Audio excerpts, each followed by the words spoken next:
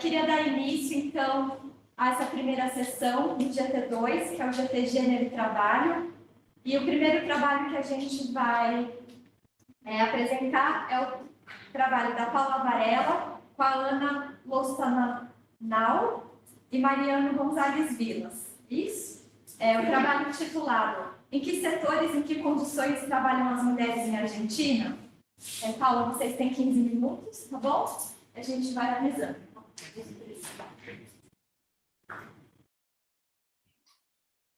Como a gente vai compartilhar a tela, se por acaso vocês não estiverem ouvindo, tiver algum problema, tem que abrir o microfone para avisar a gente, tá? Ela teve essa primeira fase, tudo de da... Não dá para ouvir. Quer que a gente tá? Acho que fecha o microfone um pouquinho. Tá.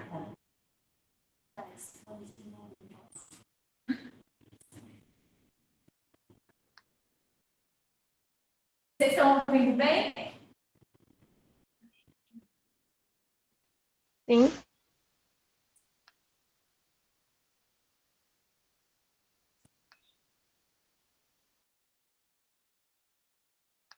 Bueno, buenas tardes. Mi nombre es Paula Varela. El trabajo que voy a presentar está elaborado con Ana Lujano, que está conectada a través de la plataforma, y Mariano González Vilas.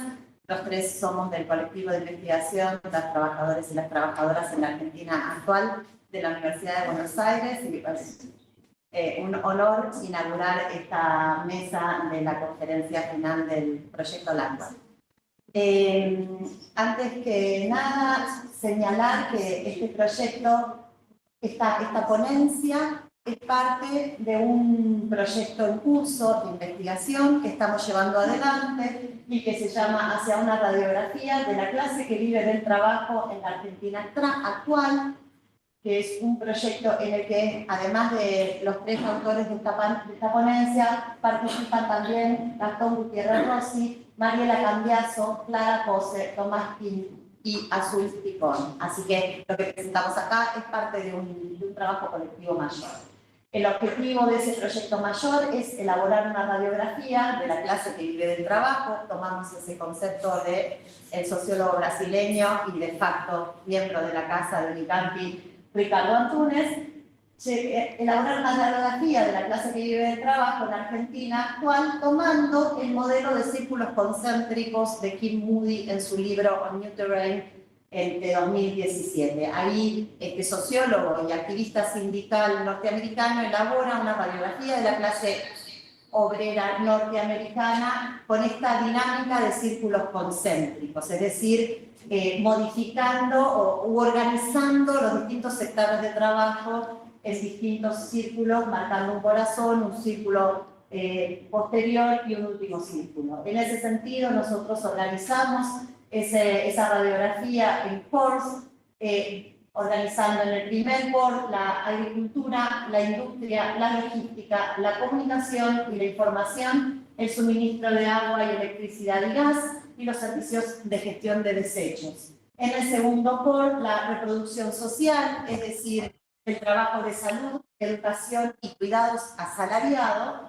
el transporte de pasajeros y las actividades artísticas y afines. Y en el tercer core, el comercio, la administración pública, las trabajadoras de casas particulares, la gastronomía, la ciencia y tecnología y los servicios personales y de reparación.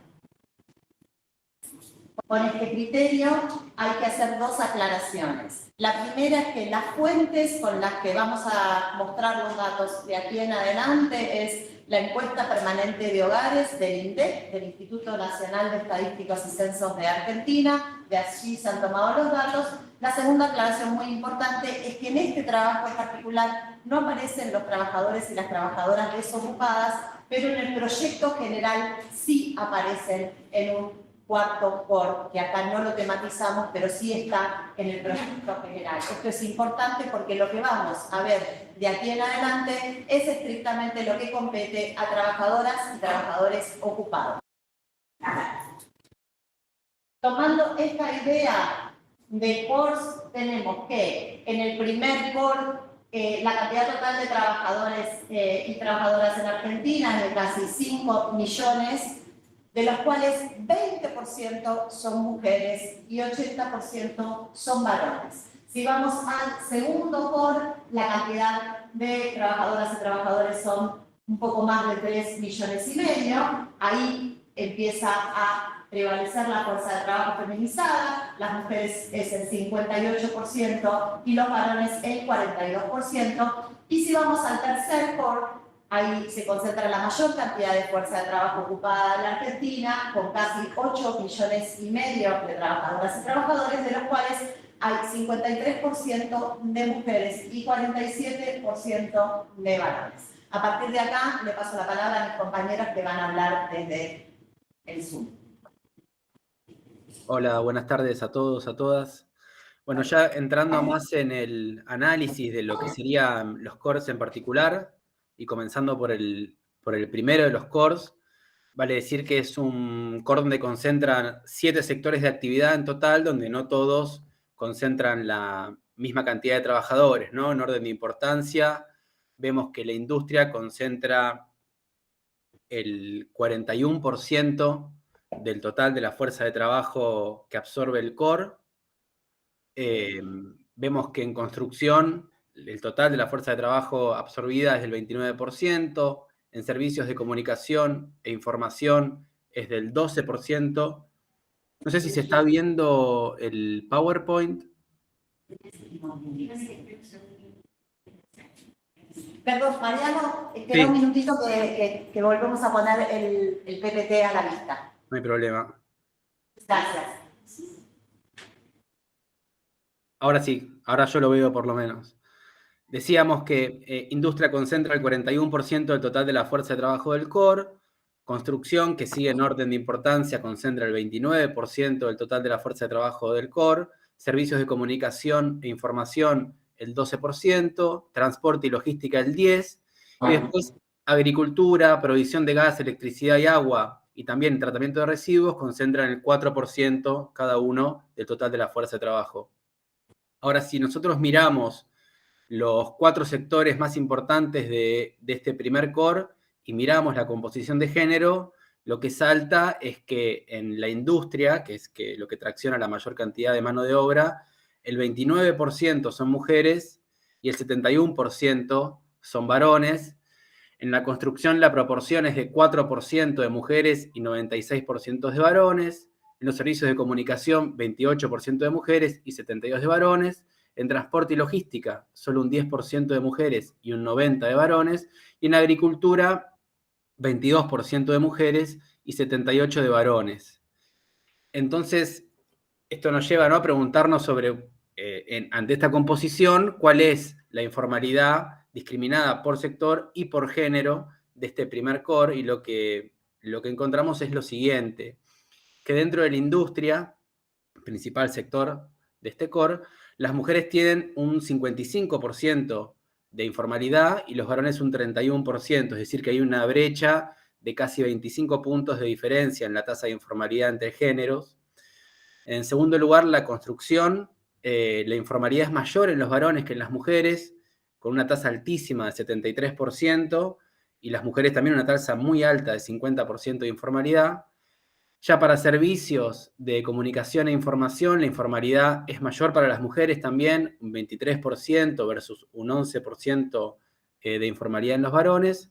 Transporte y logística es una situación bastante paritaria, con un 36% de informalidad en las mujeres y un 38% en hombres. Y en agricultura vuelve a ser superior para las mujeres, ¿no? Ahí se presenta una tasa de informalidad del 45% para las mujeres y un 26% para los varones, una brecha también significativa, en este caso de 20 puntos. Ahora, ante la marcada diferencia que se observa en la primera barra del gráfico, ¿no?, sobre la brecha de informalidad en industria de las mujeres respecto de los varones, nos lleva a indagar o a preguntarnos cuáles son las actividades industriales que traccionan esta informalidad mayor en las mujeres. Y lo que se desprende del análisis es lo siguiente, es que hay 3 industrias en las que la diferencia de informalidad es notoria, que son la industria alimenticia, la industria textil y la industria de madera y papel. Que desde ya vale una aclaración, que es que el peso relativo dentro del sector industrial de estos 3 sectores industriales es distinto, solo como para tener como telón de fondo y para no perder de la perspectiva, una aclaración, que es que la industria de la alimentación representa el 27.2% del sector, la industria textil representa el 22.8% del sector y madera y papel solo un 6% del sector. Con esto en cuenta, lo que vemos es el gráfico que se ve en el PowerPoint, que es que en la industria alimenticia las mujeres representan una tasa de informalidad del 56%, mientras que en los varones es del 37%. En la industria textil las mujeres representan una tasa de informalidad del 67%, mientras que para los varones es del 60%, y en madera y papel, bueno, la informalidad de las mujeres es del 80% y para los hombres es del 17%. Esto como para tener en cuenta qué es lo que tracciona la mayor informalidad en la industria de las mujeres respecto de los hombres.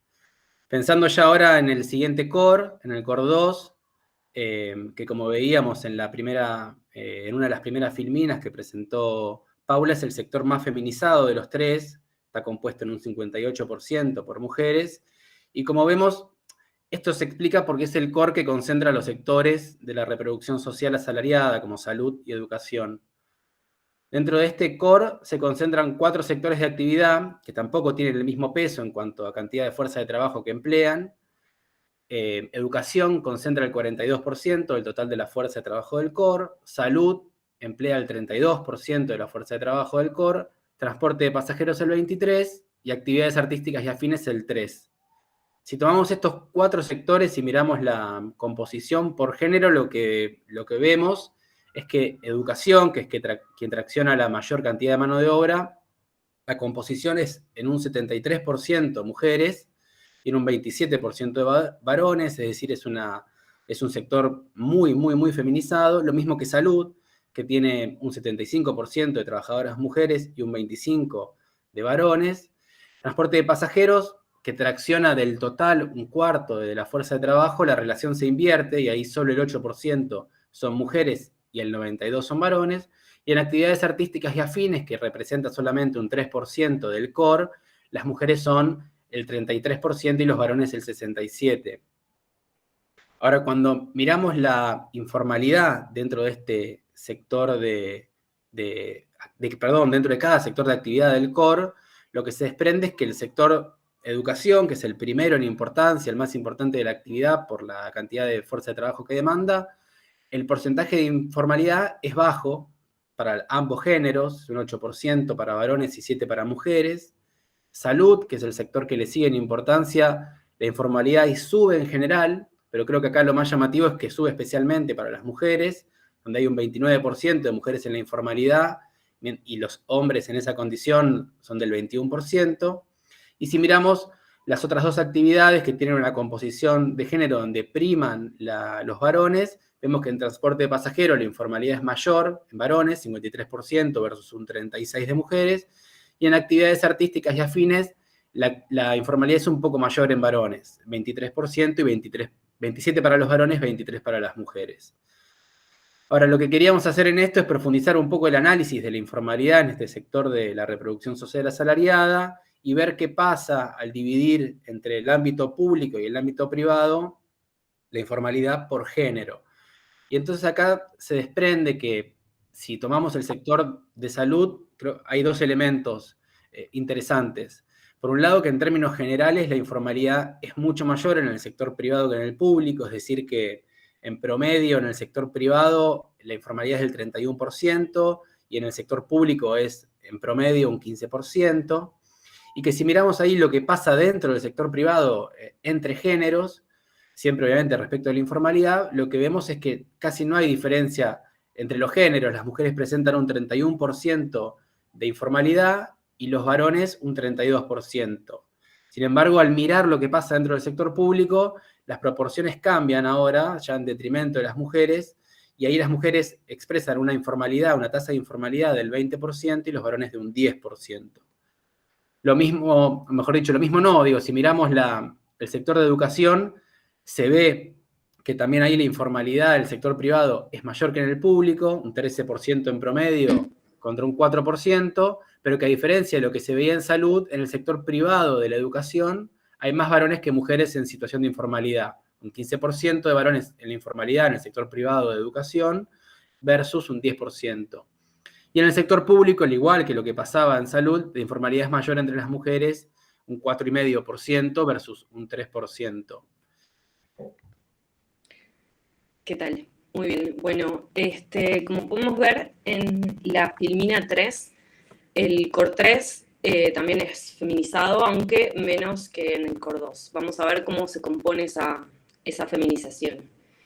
Dentro del core 3 se concentran 12 sectores de actividad, pero no todos tienen el mismo peso en cuanto a la cantidad de fuerza de trabajo que emplean. Vamos a tomar nosotros las más importantes. Comercio, que concentra el 32%, administración pública, que concentra el 18%, trabajadoras de casas particulares, que concentra el 13%, actividades profesionales de ciencia y técnica el 8%, reparación y servicios personales el 7% y gastronomía el 6%.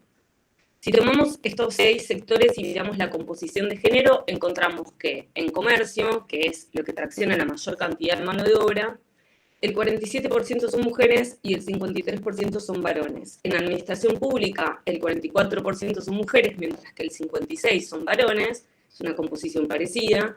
En trabajadoras de casas particulares, las mujeres son abrumadora mayoría, con un 98,5%, mientras los varones representan solo el 1,5%. En actividades profesionales de ciencia y técnica, las mujeres son el 54%, mientras los varones el 46%. Servicios personales y de reparación también son mayoría las mujeres, con 55% versus 45% de los varones. Y en gastronomía, las mujeres son el 45% versus el 55% de los varones. Para profundizar en la informalidad de las mujeres en el core 3, hicimos 2 operaciones distintas. La primera fue analizar aquellos sectores de actividad en los que la distribución de género es semejante, como comercio, gastronomía, hotelería y turismo, para ver si la informalidad también era semejante. Y lo que encontramos fue que, en primer lugar, en los 3 sectores, pese a que la proporción de varones y mujeres es semejante, o incluso en algunos hay más hombres que mujeres, la informalidad sigue siendo superior entre las mujeres. Si miramos cada sector, comercio, por ejemplo, 54% de informalidad de las mujeres y 38% de los varones. Gastronomía, 65% de informalidad de las mujeres y 61% entre los varones. Hotelería y turismo, 29% de informalidad entre las mujeres y 15% entre los varones. La segunda operación que hicimos para profundizar en la informalidad de las mujeres en el core 3 fue analizar qué pasa en aquellos sectores que concentran la mayor cantidad de mujeres trabajadoras, comercio y trabajadoras de casas particulares. Encontramos que es muy alta en ambos sectores. Trabajadoras de casas particulares llega al 75%, los niveles de incidencia de informalidad de trabajo no registrado, y en comercio llegan al 54%. Una conclusión importante es que cuando la participación en la actividad es más paritaria, las mujeres presentan índices más altos de informalidad que los varones, y cuando la participación en la actividad es más feminizada, la informalidad aumenta en el conjunto de la actividad. Muy bien, vamos a ordenar algunas conclusiones. Con respecto, para cerrar, vamos a destacar. Con respecto al core 1, en todos los sectores de actividad del core 1 participan más varones que mujeres, aunque las proporciones cambian según sector de actividad. Los 2 sectores más desiguales y con mayor tasa de masculinización de la fuerza de trabajo son construcción, en el que prácticamente no hay mujeres, y transporte y logística, con solo un 10% de mujeres. En la mayoría de los sectores de actividad del core 1, la informalidad es mayor entre las mujeres que entre los varones, destacándose el sector de la industria, en el que la tasa de informalidad de las mujeres es casi 25 puntos superior a la de los varones, y agricultura, en la que es 20% superior. En construcción, por el contrario, indica que hay una marcada informalidad entre los varones. La mayor informalidad de las mujeres en el sector industrial está traccionado por los sectores históricamente feminizados, como son la industria alimenticia y la industria textil. Con respecto al core 2, recuperando, las 2 actividades principales del core 2, que sumadas concentran el 74% de la fuerza de trabajo, del core, educación y salud, están fuertemente feminizadas, representando a las mujeres más del 70% de los trabajadores. Estas son las actividades de reproducción social asalariada. En segundo lugar, si miramos la informalidad en el sector de la reproducción social asalariada como nicho de actividad fuertemente feminizado, lo que se destaca es una baja informalidad en la educación, pareja con la de los varones, y una informalidad más pronunciada en la salud, con un porcentaje mayor entre las mujeres, 8 puntos porcentuales más. Si dividimos entre sector público y sector privado, en salud y en educación la informalidad promedio es mucho mayor en el sector privado que en el público. Sin embargo, aparece algo muy llamativo. En ambos sectores, la informalidad de las mujeres es mayor que la de los varones en el ámbito público.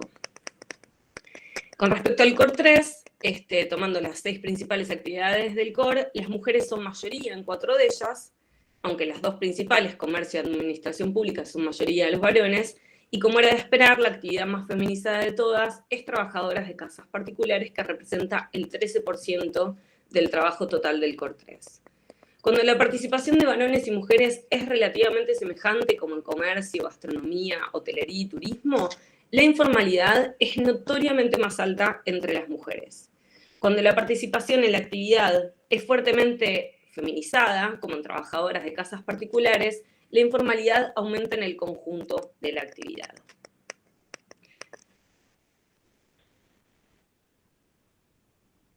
Muchas gracias.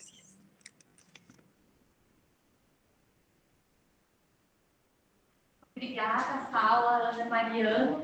Antes de passar para a próxima apresentação, queria só avisar o pessoal que está online.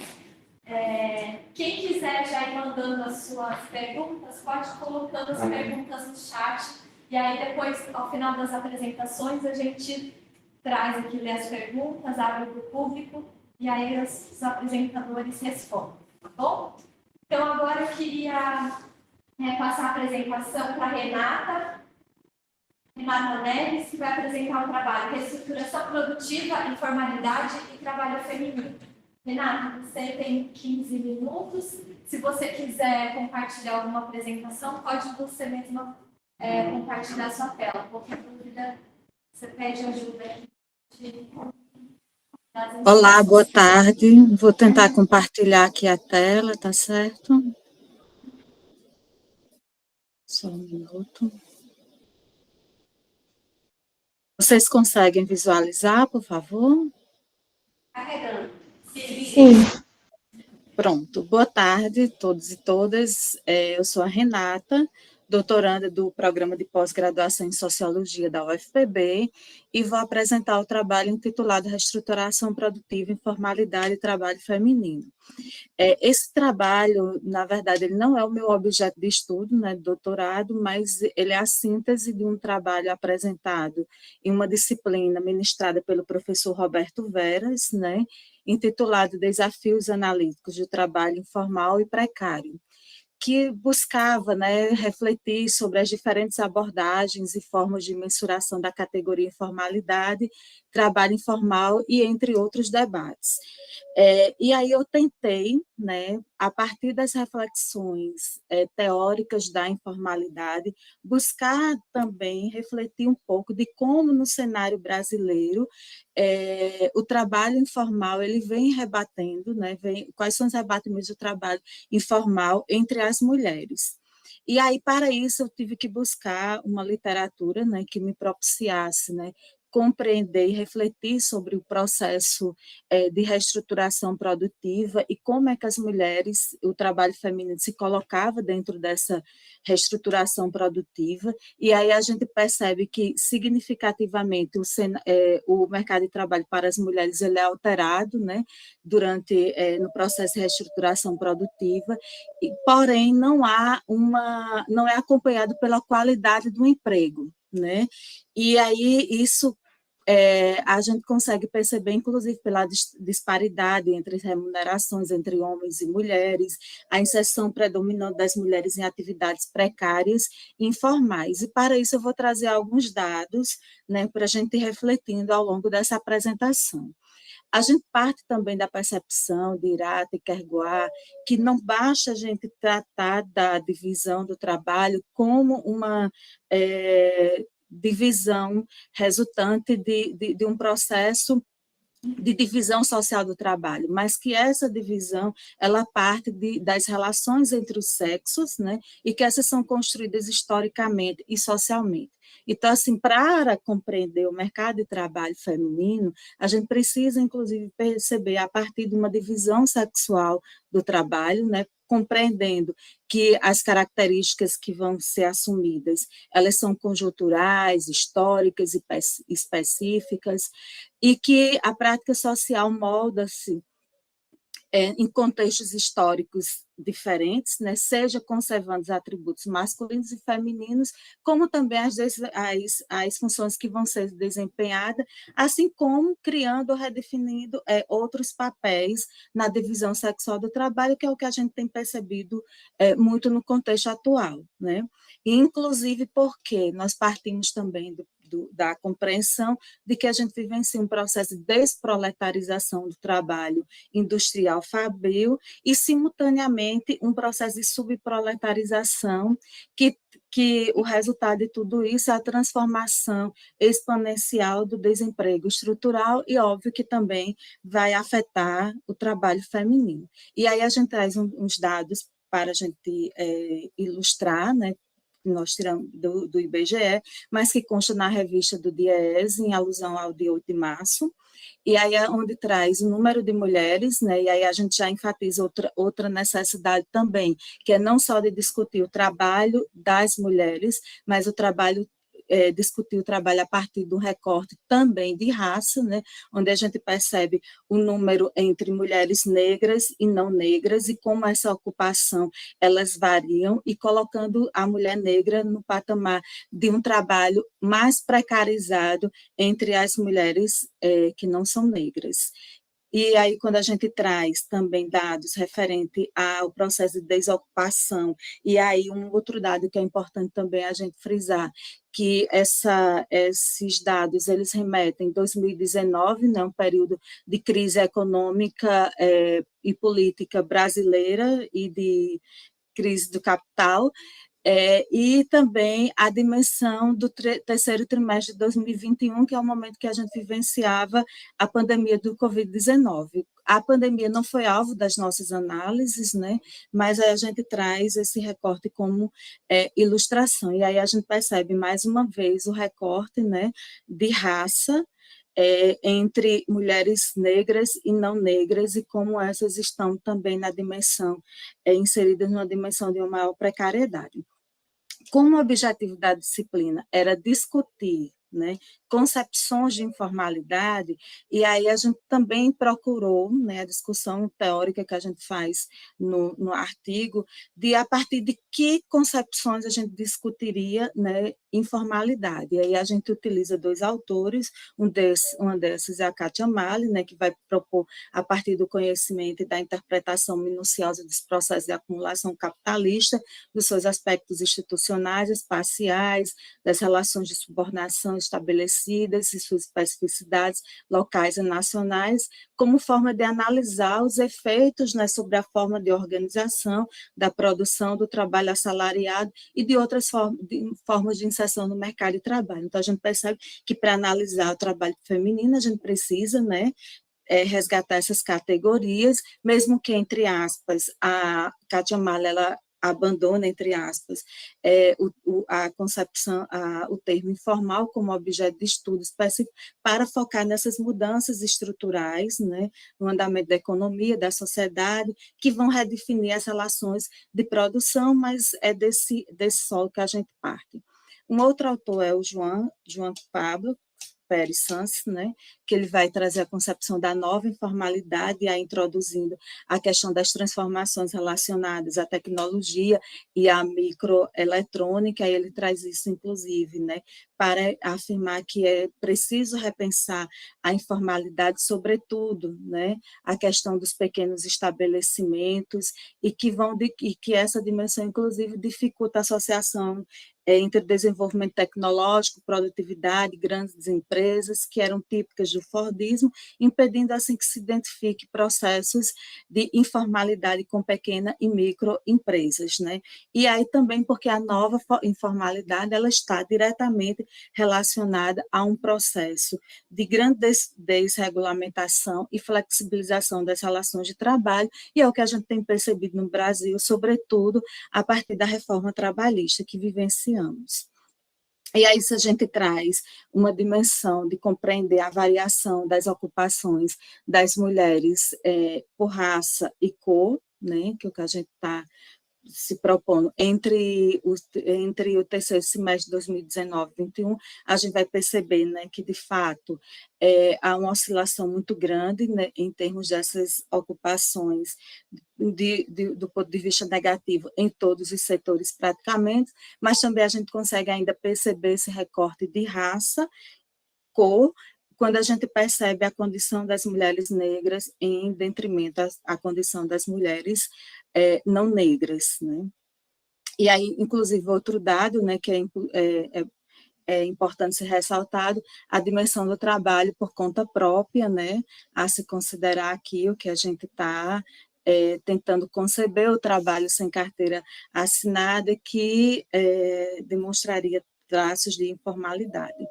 E aí as considerações que a gente vem fazer, né, inclusive a partir dos estudos da Araújo e da Lombardi, que evidencia que a participação feminina no contexto de reestruturação produtiva e de ajuste do capital é marcada pela heterogeneidade. Então, a heterogeneidade é algo que vai aparecer, né, assim, muito forte em nossas análises, né, em um primeiro aspecto, se remete pelo crescimento constante do setor de serviços e comércios, né, mas que não pode também ser representado um relativo crescimento do setor industrial, e nesse último, a inserção é marcada pela ocupação de baixa contratação e subcontratação, e a gente ainda coloca, resgatando velhos modelos de produção em casa, de produção por peça, por microações, que inclusive reforça a esfera doméstica como espaço para a reprodução dessas ações, né? Misturando o trabalho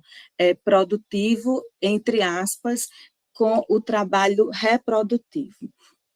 E aí a gente percebe também uma vulnerabilidade que a vulnerabilidade e a precariedade, ela vai ser, é uma característica marcante do trabalho das mulheres, né, no modo de produção capitalista, e assim como, mais uma vez apontando, a desvalorização do trabalho doméstico reprodutivo, bem como a invisibilidade, né, desse trabalho doméstico.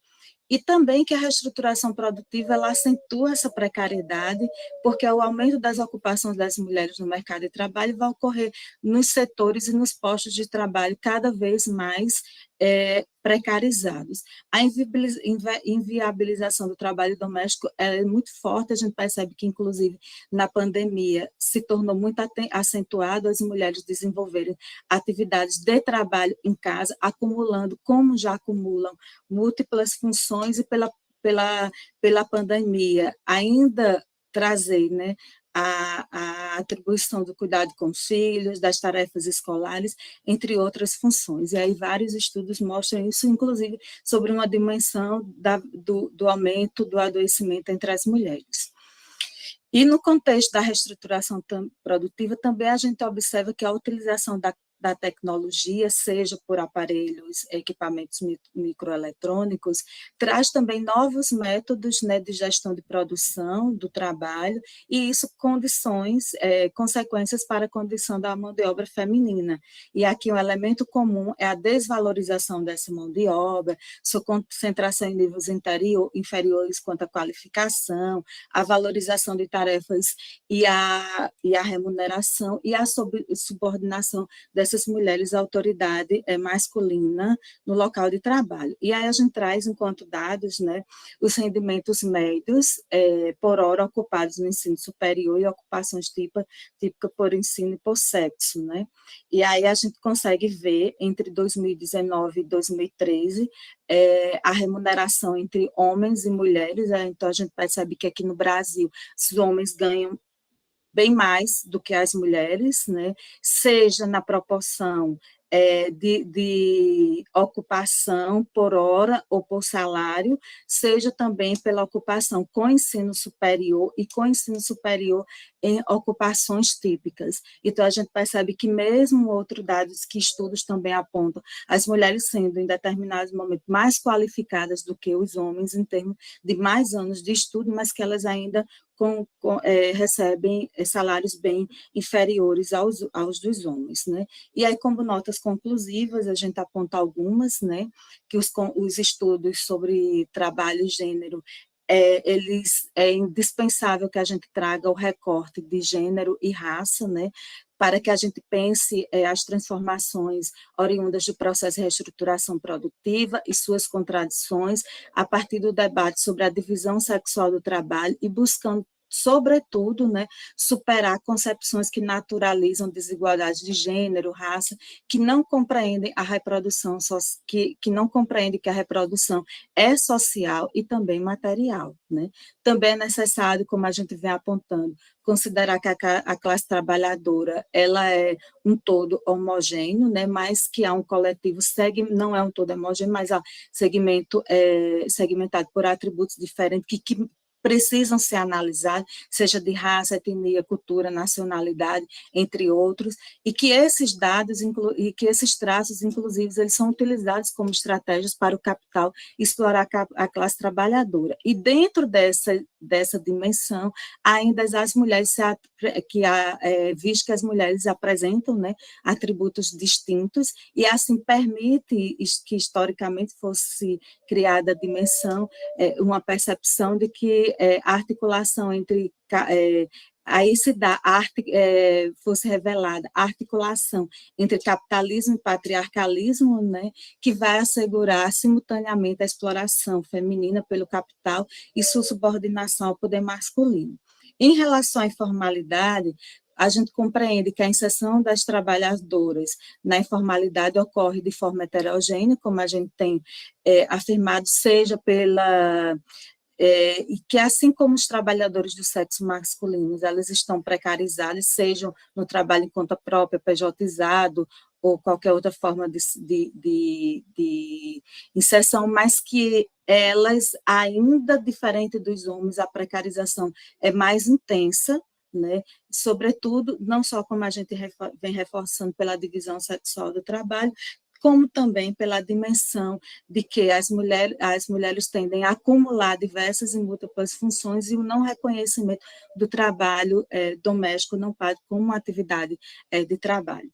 E a gente percebe que, além disso, na sociedade marcada pela divisão sexual do trabalho, as contradições das mulheres, além de ser maior, é ainda mais agudizada, como a gente vem afirmando o tempo todo, sobre o trabalho doméstico não pago, e que, inclusive, nesse contexto, a gente percebe que tem crescido muito os lares chefiados por mulheres que, sozinhas ou com seus companheiros, elas passam a ser responsáveis financeiramente pela sobrevivência da família. Além de ser responsável financeiramente pela sobrevivência da família, também é responsável pelo cuidado com o lar, com os filhos, parentes, etc. Né? E, por fim, a gente compreende que no mundo do trabalho, a partir da perspectiva da desigualdade entre homens e mulheres, da divisão sexual do trabalho, afirmando que esse mundo novo, né, esse mundo de reestruturação, de nova gestão, novas formas de inserção do mercado de trabalho em que vivemos, é, na verdade, construído também pelo reemprego de formas antigas de exploração de trabalho, de opressão, que são instrumentais e úteis à reprodução do capital, como expressa a desigualdade entre homens e mulheres, e algumas referências que nós utilizamos. Obrigada.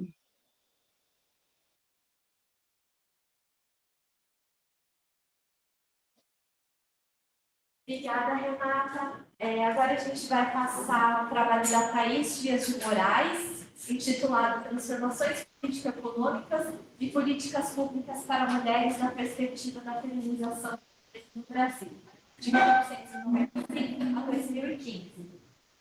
Thaís, pode começar, se você quiser apresentar também, por favor. Oi, pessoal, vocês me escutam? Vocês veem a tela? Sim, tá ótimo. Perfeito. Então, gente, esse estudo, né, ele buscou entender como o fenômeno da feminização da pobreza foi influenciado pelas transformações políticas e econômicas no Brasil no período de relativa estabilização, né, depois da redemocratização e antes do golpe que a Dilma sofreu em 2016. O fenômeno da transmissão, da feminização da pobreza, ele é entendido como um fenômeno que as mulheres e seus domicílios vêm sendo cada vez mais colocados ali nas faixas mais pobres da população e apresentando maiores vulnerabilidades, né? Então, os domicílios chefiados por mulheres, eles vêm ali como objeto de estudo desse fenômeno e da transmissão intergeracional da pobreza, devido a esse acúmulo de evidências que eles estavam entre os mais pobres e que seu número vinha aumentando ao longo dos anos. Então, aqui no primeiro gráfico, dá para ver esse aumento da diferença em pontos percentuais entre a renda per capita dos chefes de família, homens e mulheres, né, em favor dos homens, e aqui o número de famílias chefiadas por mulheres aumentando durante o período. Tá. E a hipótese do trabalho é que durante o período que o Brasil foi governado por mandatos neoliberais, teve uma piora na situação dessas mulheres, né? Não apenas no rendimento, principalmente ligado ao trabalho, à inserção no mercado de trabalho, mas também em relação a estruturas que permitam qualidade de vida e acesso a direitos e serviços básicos, tá? Como educação, saúde. Já nos governos mais desenvolvimentistas, né, que seria o Lula e Dilma, eles não conseguiram avançar significativamente também nesses quesitos, apesar da melhoria de condições, de algumas condições sociais, da melhoria da desigualdade de renda, dada a restrição que estados periféricos têm para atuar de forma desenvolvimentista, né, no contexto de globalização e capitalismo neoliberal. Então, estudar os efeitos do neoliberalismo na vida desses domicílios e da população mais pobre no geral é muito importante porque a austeridade, né, defende que a redução do gasto social e o compromisso do pagamento de dívida levaria ao incentivo dos empresários a novos investimentos, né, e a partir disso um crescimento econômico e, consequentemente, a redução das desigualdades sociais. Então, a preocupação com a redução das desigualdades sociais precisa, nesse contexto, passar por uma série de etapas, entre elas a decisão de investimento dos empresários, que requerem ali flexibilização, privatizações, etc. Tá? Mas, na experiência internacional, essas premissas, né, de contração fiscal e expansionista vale só para um dos 107 casos estudados. Então, a DUEC, em 2018, estudou 107 países que adotaram esse tipo de política e essa relação só se deu em um dos casos. O que, na verdade, acontece é que o ajuste fiscal leva a cortes no gasto público, isso leva a uma queda de crescimento, a novas quedas na arrecadação e se faz necessário novos ajustes fiscais. Então, cria um ciclo vicioso de baixo crescimento, né, e queda da qualidade de vida da população, principalmente mais pobre. Mas esse tipo de política, eles se baseiam em falácias, né, espalhadas pela e para a população, de uma tendência explosiva do déficit. Então, você considera o gasto social como uma coisa ruim, como sempre muito elevado. E também por considerar políticas sociais universais não favorecerem realmente quem precisa, mas favorecerem os ricos ou as elites dos trabalhadores.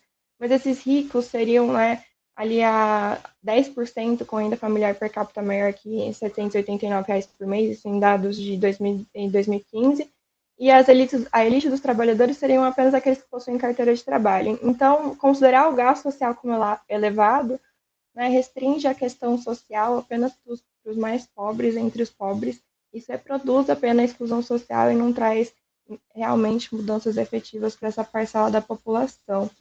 Na verdade, né, a política fiscal ela tem um papel central na redução das desigualdades. Uma elevação do salário mínimo, a formalização do mercado de trabalho, o gasto social levam a um crescimento econômico. Inclusive, cerca de 17 milhões de pessoas foram tiradas da indigência no Brasil por conta dos benefícios em 2003, no começo do governo Lula. Então, os pressupostos de grande parte dos modelos neoliberais e neoclássicos, eles acabam sendo incapazes de analisar verdadeiramente a realidade, principalmente de países periféricos, como o Brasil, né?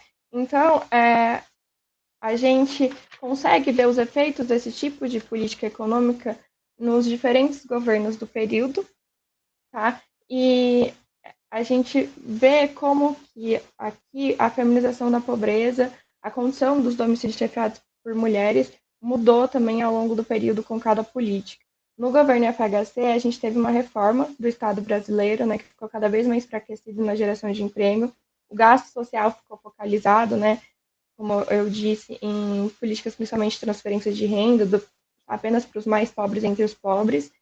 Se procurou a continuação, né, da estabilização econômica com uma taxa de juros muito alta, uma abertura do capital financeiro internacional também muito grande, que levou a cabo setores inteiros da economia, então abriu um desemprego ainda maior, né? Aliado ali com a flexibilização da legislação trabalhista, teve um aumento da economia informal muito importante. Inclusive, muitos dos cargos, né, que foram criados, os postos de trabalho que foram criados no período, tinham muita ligação com formas com estratégias de reprodução, né, de sobrevivência ali, do que realmente postos de qualidade ligados a novos paradigmas, né? Então eram vários postos, como por exemplo trabalho doméstico, limpeza e segurança privada, que é muito ligado com o aumento da desigualdade de renda e o aumento da renda da população mais rica. E aqui no gráfico, por exemplo, a gente pode ver que no período do governo FHC a gente teve, na verdade, uma queda no rendimento médio mensal. É só um minutinho, porque caiu a nossa internet aqui. Ai, meu Deus. Vocês perderam muito? Posso voltar um pouco? Foi 20 segundinhos, só volta um pouquinho. Tá. Esperar. Tá bom. Vou voltar aqui da estabilização econômica, então. Com o Plano Real, né, a mudança da moeda, ele continuou, o governo FHC, com o plano de estabilização econômica, só que para isso manteve uma taxa de juros muito alta. E aliada a isso também teve uma abertura do capital financeiro internacional, que levou a cabo os setores inteiros da economia brasileira, aumentando o desemprego. E a flexibilização da legislação trabalhista também teve o aumento da economia informal. Então, a maior parte dos postos de trabalho criados na época, estavam muito ligados ou à informalidade ou também com formas de produção e reprodução de estratégias de sobrevivência. Então, postos de trabalho associados a maior desigualdade social e às rendas da população mais rica. Então, trabalho doméstico, limpeza e segurança privada. E aqui a gente teve, né, no período, então, uma queda no rendimento mensal do trabalho principal. Tá? Então, principalmente também por essa flexibilização, essa precarização legal da contratação durante esse governo. No governo Lula, tá, a gente já teve a continuação, na verdade, e aprofundamento desse modelo neoliberal, né, com privatizações, ajustes fiscais, a continuação da abertura comercial, mas a gente teve o programa de aceleração do crescimento, que voltou o papel do Estado na coordenação do investimento. Então, a gente teve repercussões positivas no gasto social, no mercado de trabalho, no combate à pobreza extrema, né? Teve uma formalização muito importante do trabalho, com políticas de proteção e a valorização do salário mínimo. Aqui, por exemplo, nos gráficos, a gente pode ver, desculpa, gente, que a ocupação da população feminina durante todo o período, né, começou a crescer com carteira assinada a partir do governo Lula, tá? E teve uma queda também em número de empregadas domésticas e empregadas sem carteira assinada, e uma pequena elevação a partir, né, continuando no governo Dilma, de funcionários públicos e funcionárias públicas militares. Por que é importante a questão do trabalho doméstico, né? Os meus colegas já falaram na apresentação deles um pouco, mas essa é uma grande parcela dos domicílios chefiados por mulheres no Brasil, é formada por trabalhadoras domésticas. Então, esse crescimento essa diminuição, né, de número de empregada doméstica e a melhoria da condição de renda delas, né, por exemplo, aqui a gente pode ver que teve um aumento da participação das faixas não pobres e uma diminuição na participação das faixas extremamente pobres e pobres nos domicílios chefiados por trabalhadoras domésticas. Então, a gente teve uma melhora significativa na formalização do trabalho e não um crescimento dos cargos de trabalho associado a formas de reprodução apenas e ligados à desigualdade social, como no governo FHC. Além disso, né, a gente teve no governo Lula também, em 2003, a Secretaria de Políticas para as Mulheres, que foi responsável pelo Plano Nacional de Políticas para as Mulheres, que é muito importante, né, como ali a base da construção de uma democracia realmente, que inclua essa parcela tão importante da população. Já no caso do governo Dilma, a gente teve uns efeitos retardados da crise internacional, né, de 2008, então se continuou com políticas de austeridade como forma de tentar conter esses efeitos, né, e a contração da demanda doméstica foi usada para ajuste de preços estratégicos, mas a gente continuou tendo relativo progresso nas condições de vida da população. A gente teve aumento do gasto social, de programas de transferências de renda, de criação de grande número de empregos formais, de novo, e a política de valorização do salário mínimo continuou também. A gente também teve políticas públicas voltadas para o crescimento da renda per capita e distribuição de renda, além da redução das desigualdades sociais mais latentes. Então, o período, no geral, ele foi de melhoria de indicadores sociais. Aqui no gráfico a gente pode ver como a renda domiciliar per capita cresceu, por chefe de família, cresceu muito, né, a partir de 2003, aqui depois do governo Lula. Então, foi um momento de relativa melhora, né, das condições da desigualdade, condições de renda.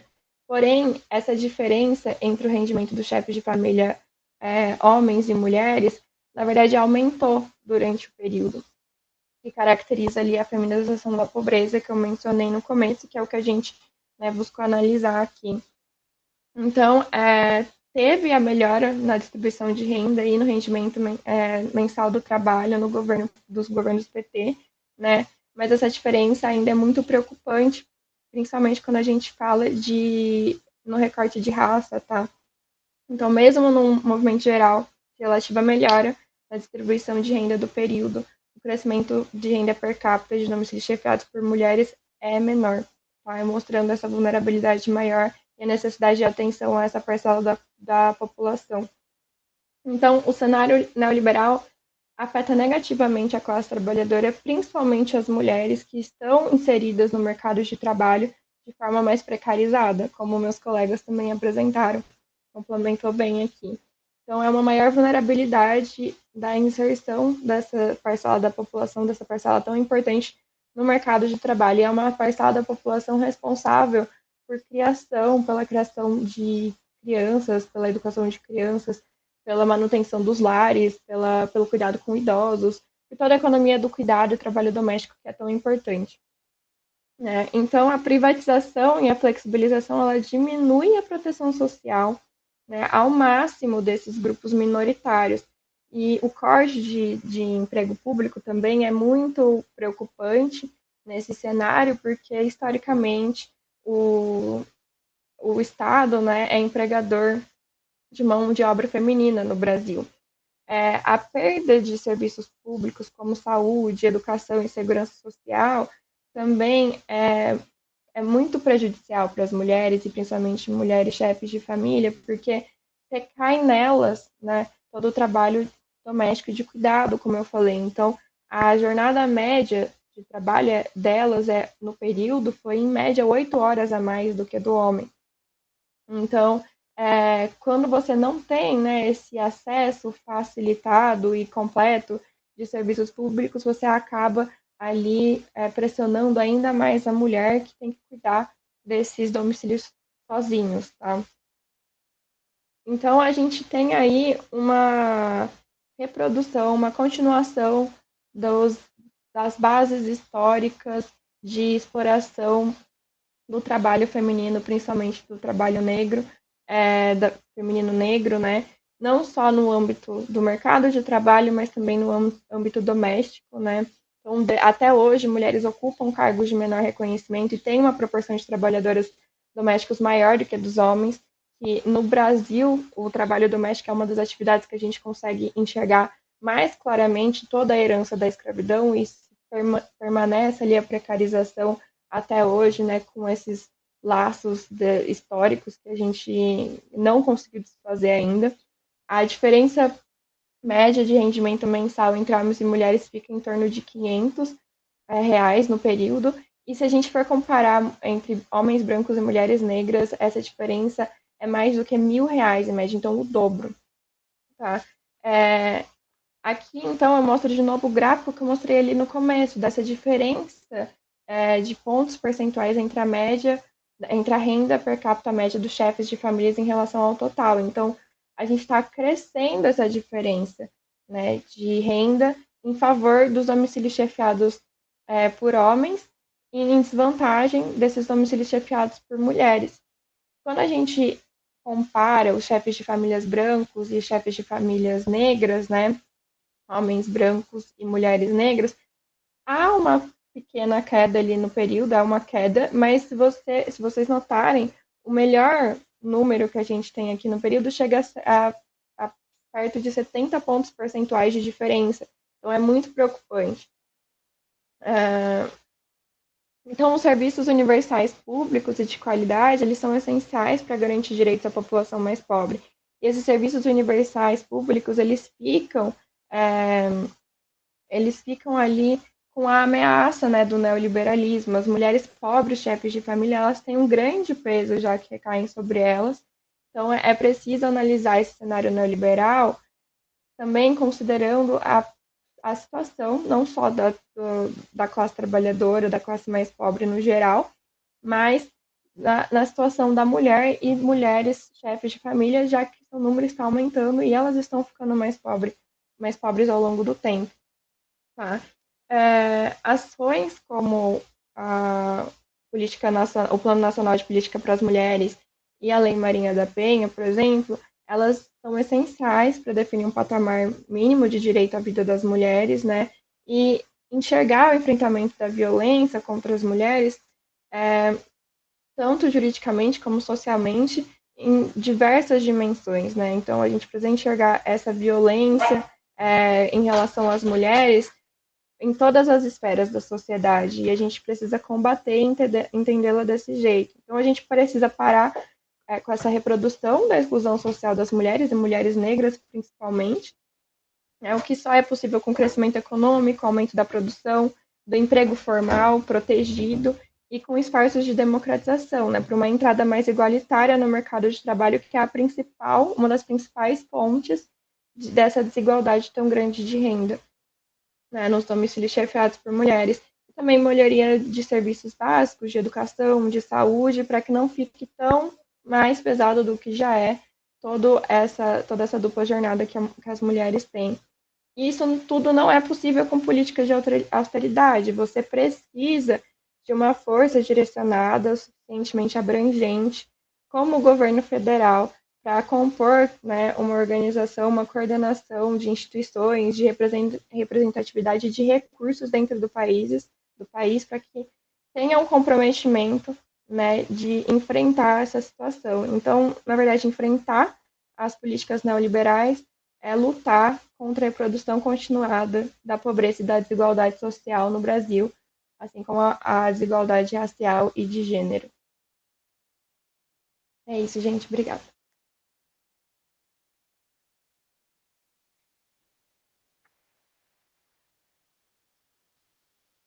Obrigada, Thaís. Agora a gente passa ao trabalho da Rainara Laurentino Rodrigues, junto com a Vanderléia Farias, intitulado Políticas Públicas de Empreendedorismo, Gênero e Trabalho Informal, um estudo de caso na Paraíba no período de 2017-2021.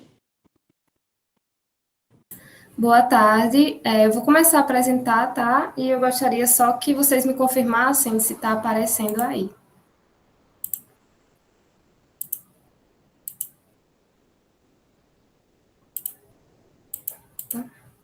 Tá aparecendo já?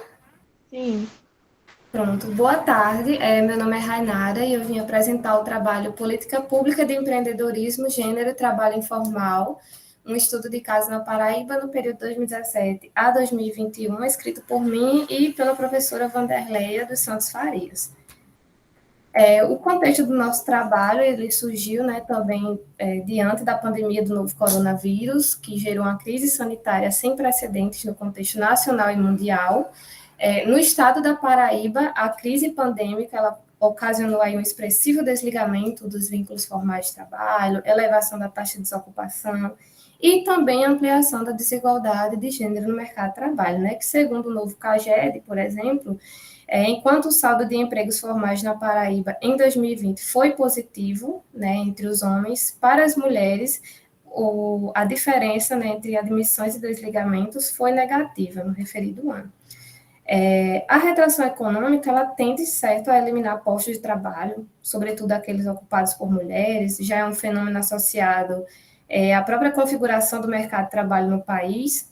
E, assim, é importante observar como os governos estaduais, né, no contexto de crise, como esse da pandemia, buscaram encaminhar ações e estratégias voltadas a fomentar a ocupação da mão de obra feminina. Considerando que as políticas públicas com recortes específicos, elas entram aí como principal agente determinante no debate sobre gênero e mercado de trabalho, né, uma vez que possuem instrumentos institucionais adequados para efetivar a mudança socioeconômica significativa na vida das mulheres. Com isso, o objetivo geral do nosso trabalho foi analisar se as estratégias de uma política pública estadual que fornece microcrédito para pequenos negócios informais conseguiram atenuar os impactos da pandemia da Covid sobre a desocupação das mulheres entre 2020 e 2021, no âmbito das mesorregiões paraibanas. Primeiramente, eu queria trazer um pouco, né, do diálogo em torno do fenômeno da informalidade. A informalidade, como conhecemos, possui um caráter polissêmico, por ser analisada dentre as diversas áreas do conhecimento, como as ciências sociais, a economia. Os estudos pioneiros sobre a informalidade começaram na década de 70 e se propagam, né, até os dias atuais. E o estudo da informalidade é muito complexo, dadas as suas características, peculiaridades, por serem formas de trabalho não regulamentadas pela legislação laboral, por serem ocupações precárias, sem qualquer garantia de direitos sociais e trabalhistas para o trabalhador. Dentre as formas de ocupações informais, podemos citar o trabalho por conta própria, o emprego assalariado sem carteira de trabalho assinada, o MEI, o pequeno produtor, os donos de negócio familiar e, atualmente, né, temos aí a forte presença dos trabalhadores das plataformas digitais. Por serem também processos de trabalho flexíveis e instáveis e serem fortemente vulneráveis aos impactos causados pelas crises da economia e do mercado e também por choques, né, como já a pandemia. E a informalidade, ela atinge homens e mulheres de forma distinta, né, relativamente falando. Os trabalhos mais precarizados e flexíveis encontram-se no comércio, serviços e nas atividades informais. Esses segmentos econômicos, as mulheres também se fazem mais presentes. Algumas das características dessas atividades, né, e exercidas também por mulheres são a frequente instabilidade, são atividades mal remuneradas, não valorizadas socialmente, com a possibilidade quase nula de crescimento profissional e também com direitos sociais trabalhistas, né, quase inexistentes.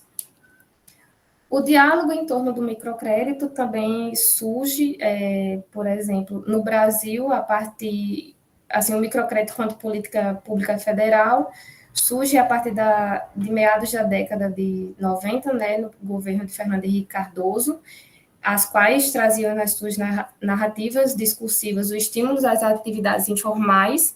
E após, assim, as iniciativas do governo, né, federal quanto à concessão de microcrédito para as camadas sociais mais pobres, ocorreram alterações legais que definiram o marco regulatório do mercado de microfinanças na própria economia brasileira. E a partir dos anos 2000, a concessão de pequenos financiamentos voltado aí aos negócios informais, eles passaram a ter uma posição de destaque, tanto no governo Lula, quanto no governo Dilma, e também no elenco de políticas públicas de diversos governos, tanto estaduais quanto municipais. Para chegarmos aos principais resultados da pesquisa, né, nós levamos em consideração o contexto social e econômico atravessado pelo Brasil, desde a reforma laboral de 2017 até a crise, né, causada em 2020 pela pandemia. O recorte territorial escolhido foi o estado da Paraíba, localizado na região Nordeste. Atualmente, o estado ele é considerado como uma economia periférica, por sua participação girar em torno dos 0,9% do PIB brasileiro, e no PIB nordestino, né, no PIB da região do Nordeste, girar em torno de 6%.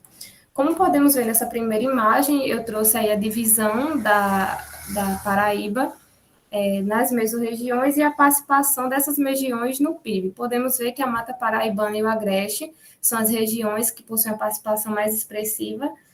Cabe ressaltar que a Mata Paraibana sozinha é responsável por mais de 50% da produção estadual, né? E também vale destacar que é onde se localiza o polo economicamente mais dinâmico do estado, né? Que é justamente a região metropolitana de João Pessoa e a capital do estado, que é justamente João Pessoa.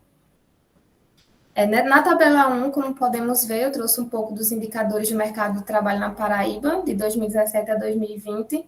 Podemos observar que, quanto ao pessoal desocupado, houve um aumento, né, de mais de 32 mil pessoas no ano de 2020, em comparação a 2019, e, consequentemente, uma queda de 156 mil pessoas ocupadas no estado no ano de 2020. Quanto à taxa de desocupação, podemos perceber que de 2017 a 2019 ela girava em torno de 11%, né, indo para 14,6% no ano justamente, né, da pandemia. Vemos aí como foi considerável o impacto desse choque adverso na economia estadual. E vemos também que a variação percentual anual da taxa de desocupação de 2020 com relação a 2019 foi muito alta, né, de 26,35%.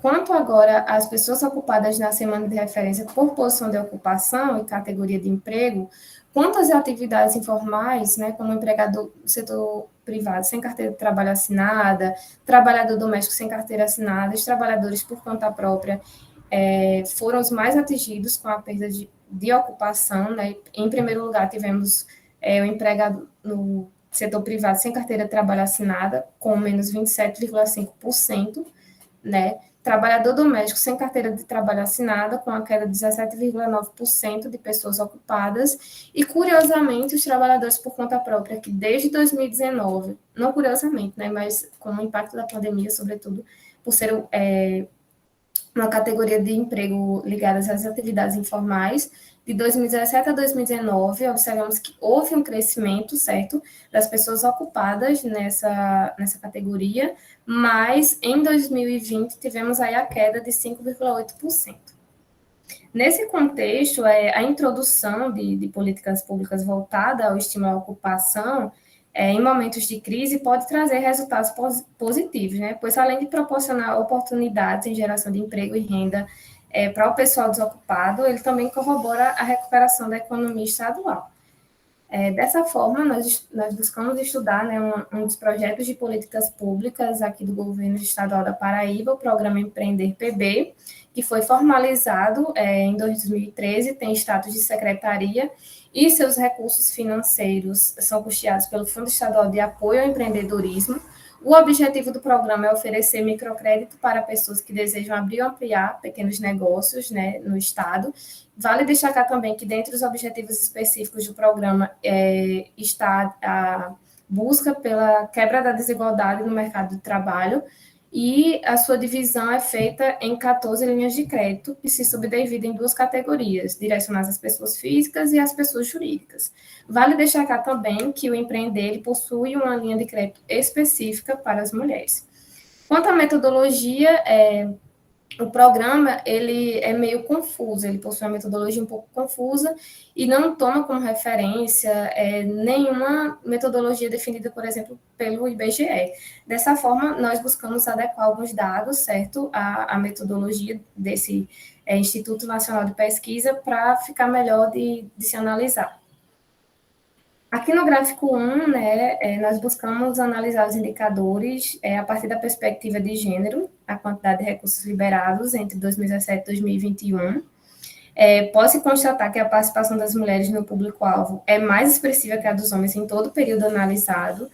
Em 2020, as mulheres elas corresponderam a 56,3% da captação de empréstimos e os homens corresponderam aí a cerca de 43%.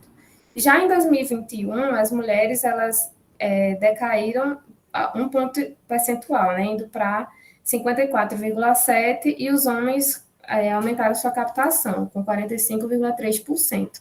Mas é importante percebermos que, como o mercado de trabalho formal ainda atua de forma bastante desigual, as mulheres também sempre buscaram, né, novas formas de ocupação.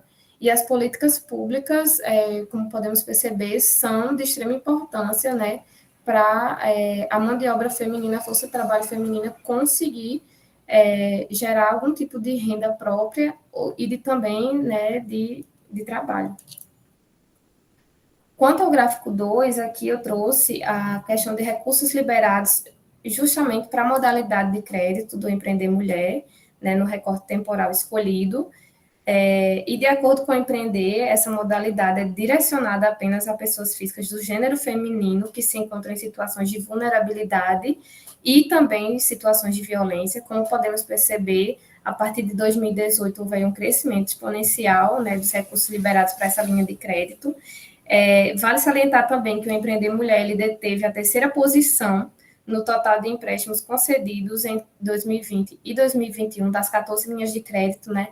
Ela foi a 3ª linha de crédito que mais liberou recurso, né? E como podemos observar, é muito importante, né, a presença, a atuação do Estado, né, através dessas políticas com recorte, políticas transversais, na busca das mulheres por uma autonomia, né, uma autonomia financeira, por sair dessa situação de vulnerabilidade, de dependência, seja familiar, seja conjugal também. Então, assim, vemos que, de fato, é muito importante e elas estão lá em busca, né, desses recursos. Quanto ao gráfico 3, nós trouxemos o Empreender Paraíba, distribuição do microcrédito para as mulheres, de acordo com as mesorregiões, né, que foi até o objetivo do trabalho, vermos como se comportou a distribuição do microcrédito de acordo com as regiões, uma comparação entre 2017 e 2020. Como podemos observar, né, ao comparar a distribuição, percebe-se que houve uma considerável redução na liberação de pequenos empréstimos para as mulheres que se localizam nas áreas mais vulneráveis da economia estadual, como a região da Borborema. Podemos ver que houve uma queda de mais de 10 pontos percentuais em 2020, comparando a 2017, e na região do Sertão, mas foi só uma queda de 0,1 ponto percentual. Quanto às outras duas mesorregiões, a mesorregião do Agreste foi aquela que mais captou empréstimos, tanto em 2017 quanto em 2020, e as mulheres da Zona da Mata foram, né, foram a segunda mesorregião a mais captar empréstimos. Como considerações finais, nós podemos então concluir que os impactos da pandemia foram consideráveis, né, sobre o mercado de trabalho do estado da Paraíba. Tivemos aí um impacto muito grande também sobre as ocupações informais. Notou-se que as mulheres elas são mais expressivas que os homens na busca e participação das políticas de microcrédito. Constatou-se também que as estratégias do programa elas não conseguiram, né, atender a maioria das trabalhadoras que perderam seus empregos informais ou formais, ou que gostariam de abrir um negócio nas áreas menos dinâmicas da economia estadual no contexto da pandemia, como eu mencionei, né, a região do Sertão e da Borborema. E ao comparar os anos, constatou-se, como eu mencionei, a liberação de pequenos empréstimos para as mulheres foi reduzida na mesma região da Borborema em 10,3 pontos percentuais e na do Sertão de 0,1 pontos percentuais. Aqui eu trouxe algumas referências e com isso eu finalizo aqui minha apresentação. Muito obrigada pela atenção, pessoal. Bom, queria aproveitar então e fazer 2 perguntinhas. Queria dizer que os trabalhos foram muito interessantes, né? Acho que foi bem interessante que trouxeram vários dados e acho que dá para aproximar também algumas coisas da realidade argentina, os dados do Brasil.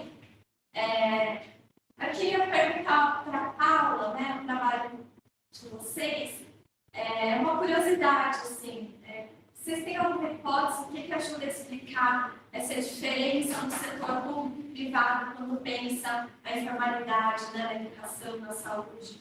O que tem a ver com a estrutura, enfim, pode ser meio óbvio alguns conhecimentos, não, mas aquilo me chamou muita atenção, acho que seria interessante se vocês pudessem falar um pouquinho sobre isso.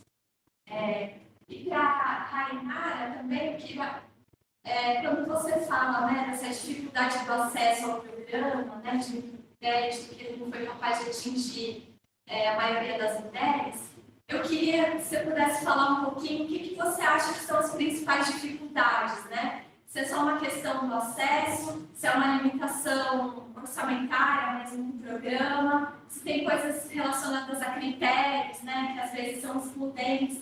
Estou falando isso porque teve alguns programas que já existiam, programas nacionais, que às vezes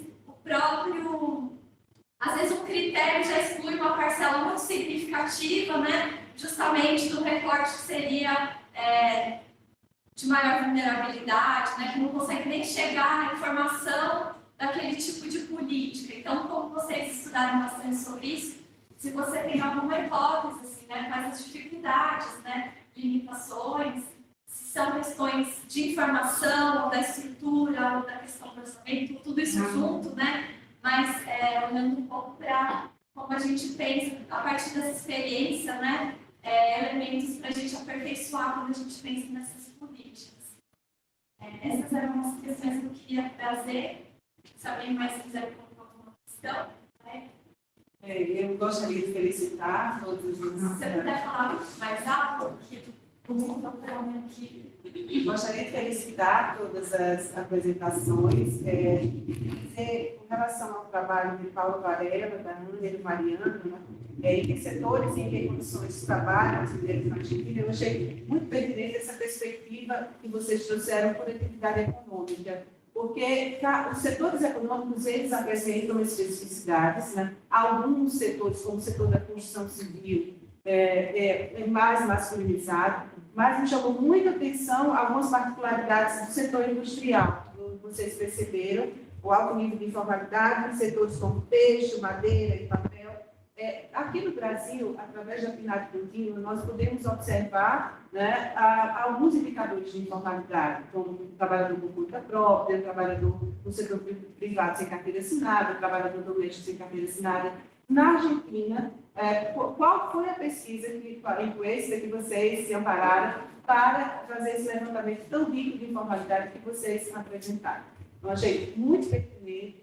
Na Paraíba, nós fazemos um levantamento, mas a nível de município, temos uma dificuldade, porque a nível de município, né, a brilhante discussão da professora Laís Abramo, né, por esfera subnacional, a informalidade foi muito difícil, porque nós só temos informações, por exemplo, do novo CAGED, que é uma metodologia que não dá para comparar com o CAGED, né, então tem essas limitações. Eu fiquei curiosa só em saber qual foi a pesquisa, né, para ver se as metodologias são semelhantes à nossa PNAD. Eu gostei, achei muito interessante, a Renata Lígia trouxe essa discussão sobre reestruturação produtiva e informalidade do trabalho feminino, e ela destacou algo que você, Laís, também mencionou com muita propriedade. Não podemos ver a questão de gênero e raça como temas apenas identitários. Estão fortemente, quando a gente analisa o mercado de trabalho, a questão da pobreza incide muito mais sobre as mulheres negras, né, e que a autora dessa temática, a Renata Lígia, ela também abordou, né, a pertinência de se ver o quanto as mulheres negras aqui no nosso país, elas são afetadas nesse contexto da pandemia, da crise sanitária. Elas foram fortemente afetadas no trabalho doméstico da mulher negra, né? Então, houve uma demissão em massa das mulheres que trabalhavam com carteira assinada nessa categoria profissional. Então, achei muito interessante. E a Thaís Dias, que discutiu transformações políticas econômicas e políticas públicas para as mulheres na perspectiva da feminização da pobreza no Brasil. Thaís, eu achei muito interessante quando você traz a discussão das políticas econômicas de FHC, né, e no governo Lula, o primeiro mandato do governo Lula, ele realmente traz uma política monetária e fiscal de contingenciamento das despesas, com metas de superávit primário, de metas de inflação, mas no segundo mandato se tem uma política macroeconômica onde o Estado vai se destacar do ponto de vista da atuação de políticas sociais. E eu achei oportuno você lembrar a importância das políticas voltadas para as mulheres, que quando o governo federal começa a dar atenção a ter uma secretaria, né, um ministério que tem uma secretaria voltada para as políticas públicas da mulher no mercado de trabalho e para vários outros matrizes, vários estados e secretarias começam também a criar suas primeiras secretarias, e na Paraíba isso começa em 2015, e é interessante que não começa com o governo estadual, é a prefeitura de João Pessoa, capital da Paraíba, que tem esse protagonismo de criar a secretaria, ainda muito pequena em termos de recursos orçamentários, mas fez a diferença hoje. Ela tem um certo protagonismo através da articulação com outras secretarias. Então, achei essa temática que a Thaís também muito pertinente. E o último trabalho é um trabalho com a Rainara, lá no curso de graduação de Economia, minha aluna. Eu quero parabenizá-la, Rainara, pela apresentação que você fez, né, mostrando os resultados dessa pesquisa que a gente vem fazendo há mais de um ano, e você, na minha perspectiva, soube apresentar tão bem. Obrigada, gente. Eu gostaria de comentar um pouco, na mesma direção que a Patrícia Vanderlei também apontado, sobre o primeiro trabalho apresentado por Paula. Desculpem, antes eu gostaria de parabenizar todos os apresentadores e apresentadoras. Eu acho que essa sessão ficou muito rica, nós com temas que dialogam, tem transversalidade. Eu acho que isso enriquece bastante o debate. Eu também fiquei bastante curiosa, Paula, com os indicadores, porque de fato eles são impactantes, do ponto de vista especialmente do distanciamento entre homens e mulheres, em todos os segmentos que vocês reportaram, do ponto de vista metodológico. Me impactou porque quando nós observamos no Brasil, por exemplo, o setor de comércio, o distanciamento entre homens e mulheres não é tão acentuado quanto se observou na Argentina. E uma primeira dúvida é sobre a questão metodológica, se nessa distribuição geral do score 1, quando se considera serviços, também está incluído o comércio junto, ou é separado. Na nossa classificação geral, comércio e serviços estão juntos, naquela classificação do primeiro score. Tá? E me chamou também muita atenção os outros dados sobre informalidade, em que, por exemplo, o setor do comércio, especialmente o setor de serviços, quando se destaca a educação, as mulheres têm um altíssimo nível de informalidade. No Brasil, bem característico, o setor de educação, saúde, as mulheres têm uma participação maior, inclusive com rendimentos melhores, com ingressos melhores, e menos informalidade. Embora o fenômeno da informalidade também seja um fenômeno crescente no setor público e privado. Então, se possível, explicitar um pouco esses elementos metodológicos. E, para finalizar, desculpe a demora, mas como é uma dimensão muito importante a informalidade, especialmente sobre o setor público, podemos observar como a institucionalização da informalidade no setor público. Mas esse é um fenômeno que vem crescendo nos países que a gente vem investigando mais de perto. Então, eu sei que você trabalha com essa temática, por isso eu estou sugerindo explorar um pouco mais. Do ponto de vista da estrutura, desse novo modelo de desenvolvimento que favorece a informalidade, né? É uma tendência, se você puder comentar um pouquinho sobre isso, onde o setor público institucionaliza essa informalidade. E sobre o trabalho de Rainara e Vanderleia, como eu conheço um pouco a temática, acompanhando o Vanderleia Postes, acompanhando um pouco, se possível, comentar que tipo de segmentos do projeto Empreender, né, Paraíba e voltar para as mulheres, que tipo de atividades eles têm privilegiado, se vocês puderem falar um pouco sobre isso. E caracteriza bem né, essa dimensão dos recursos destinados especialmente para os empreendimentos de mulheres. Eu vou ler aqui a pergunta da Thaís, para o grupo da primeira apresentação, da Paula e da Mariana. No Brasil, temos trabalho doméstico com heranças muito fortes da escravidão. Isso ocorre no trabalho doméstico também na Argentina? Ela pergunta, ela fala que no Brasil, a questão do trabalho doméstico tem uma herança muito forte da escravidão, uma presença muito forte de mulheres negras, né? E ela está perguntando como se dá essa dinâmica do trabalho doméstico na Argentina.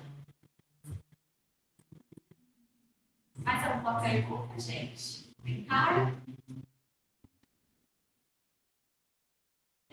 Luísa, Luísa, a sua pergunta é para todo mundo? É para uma pessoa específica? Se quiser abrir o microfone.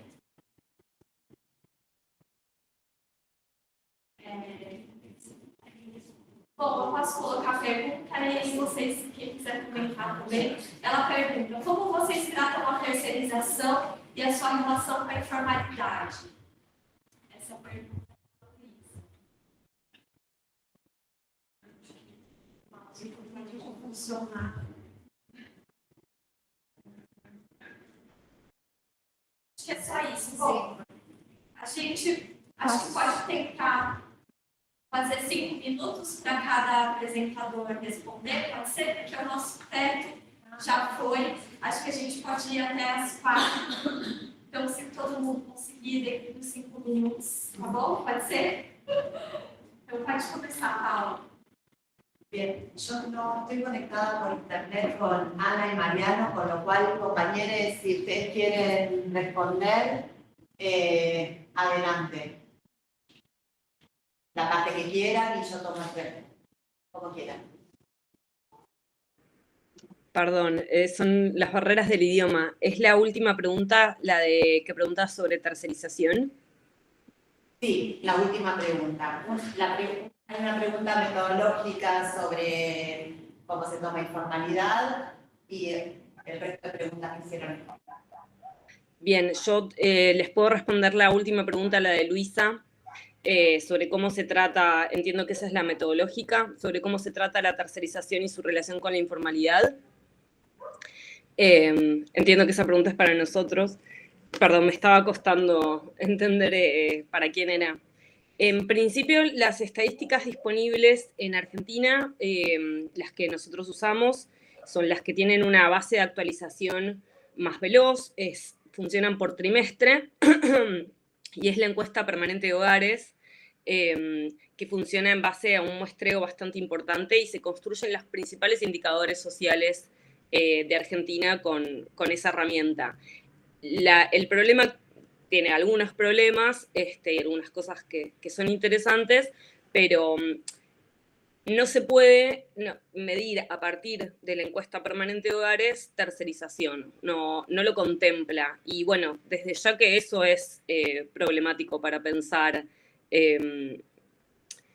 cuando estamos tratando de hacer una radiografía del trabajo, no poder identificar dónde hay tercerización y dónde no, aparece como trabajo asalariado, que de hecho lo es, ¿no? Pero bueno, no es posible establecer esa distinción.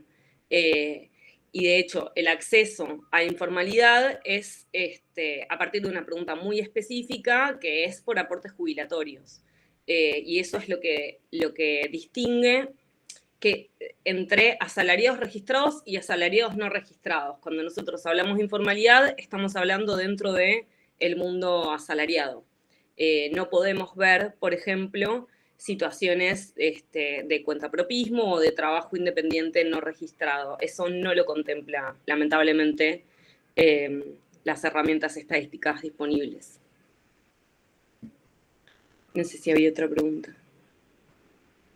Sigo con las otras preguntas, si los compañeros quieren completar.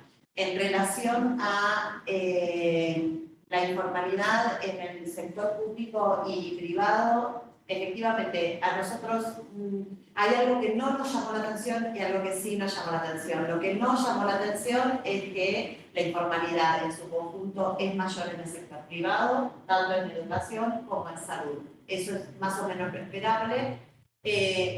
Lo que sí nos llamó la atención es que la informalidad en el sector de educación es muy baja y es muy baja para ambos géneros. En el sector de salud es más alta, eso también es esperable, pero lo que nos llamó la atención es que es más alta en mujeres en el sector de salud.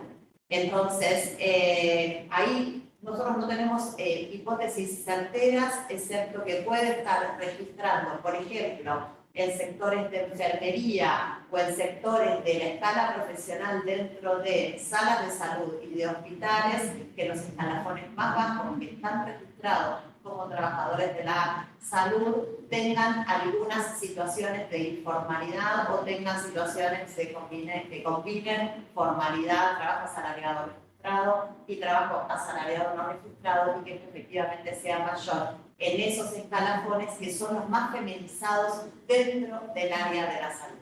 Entonces, eso es lo que estamos pensando que puede estar explicando, pero estamos recién en el análisis de los datos. En relación a comercio está separado independiente en nuestro ordenamiento. Comercio,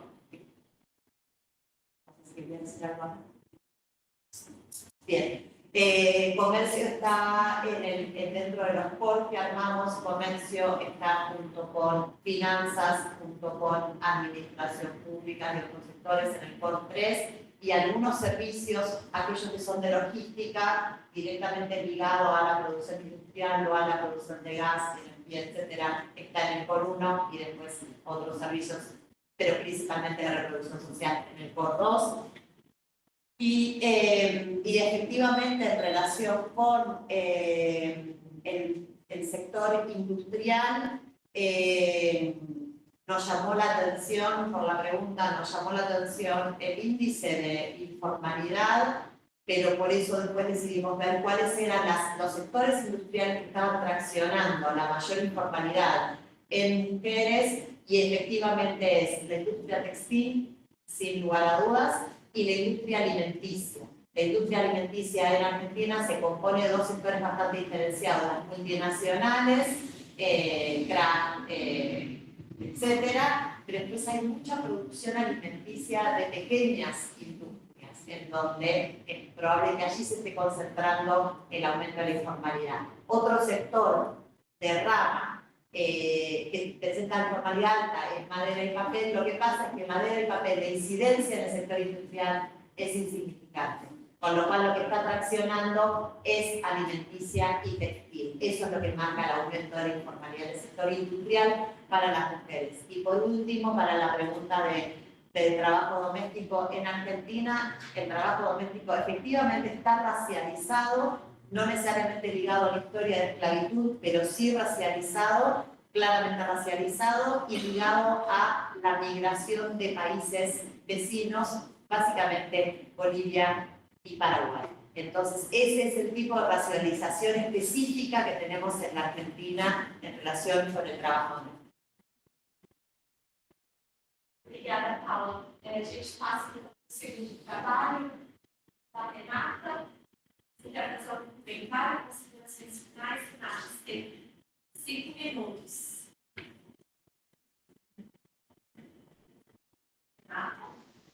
A Renata teve que sair, ela precisou buscar a filha dela, ela falou no chat. Então, desculpa, gente, não vi. Então, Thaís, você é a próxima.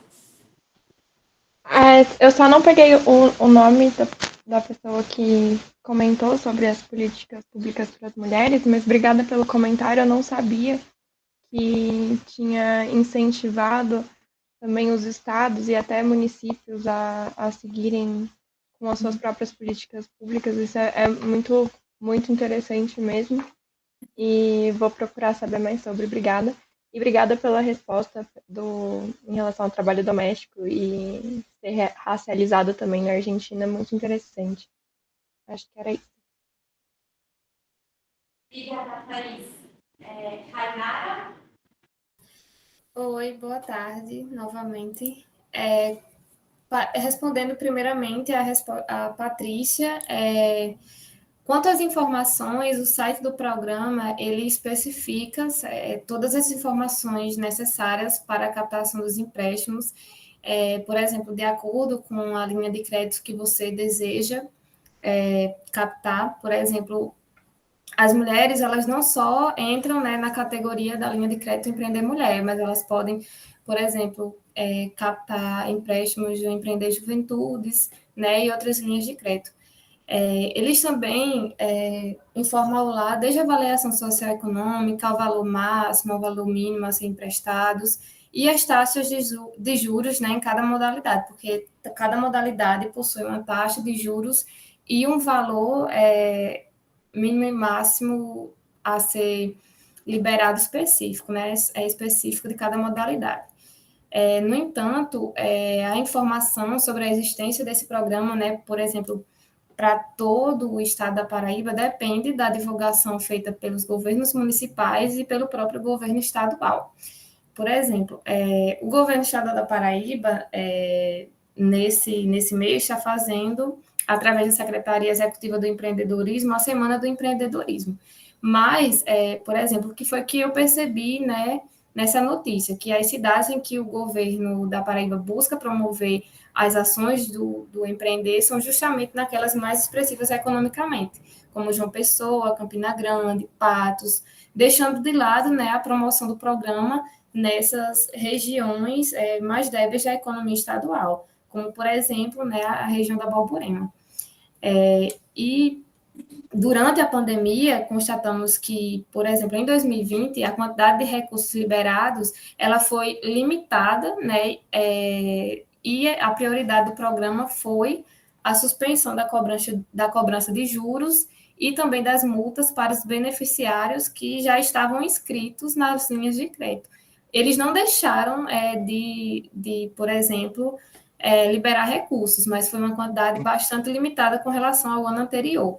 Já em 2021, houve o aumento do valor destinado ao programa, dos recursos destinados ao programa, porque também houve essa consideração de que a economia estadual estava passando por esse processo de recuperação. E quanto à pergunta da professora Rejane, que também é minha professora, né, juntamente com a professora Vanderleia, quanto aos segmentos econômicos que o Empreender libera, normalmente são segmentos econômicos voltados ao vestuário e também à alimentação. Obrigada, gente. Boa tarde.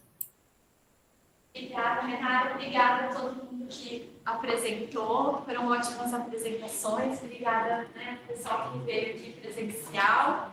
Que a gente encerre essa nossa sessão do GT.